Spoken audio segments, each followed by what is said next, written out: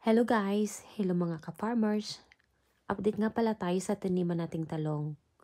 Ito yung last week na pinakita ko sa inyo na namumulaklak pa lang siya, hitik siya sa bulaklak. Ayan. Pasensya na guys, medyo mabilis lang yung cameraman natin. Kaya, ayan, pabilisan ba? Pero after a week, dinalaw siya ng kuya ko sa bukid ulit. Yung mga bulaklak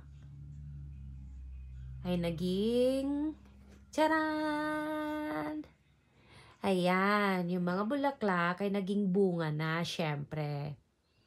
Ayan, namunga na siya. Actually, nakapag-harvest na sila ng 15 piraso. Binigay ni Tatay Mamak dun sa church.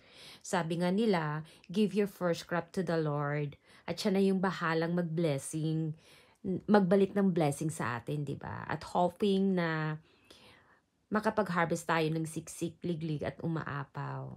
Thank you.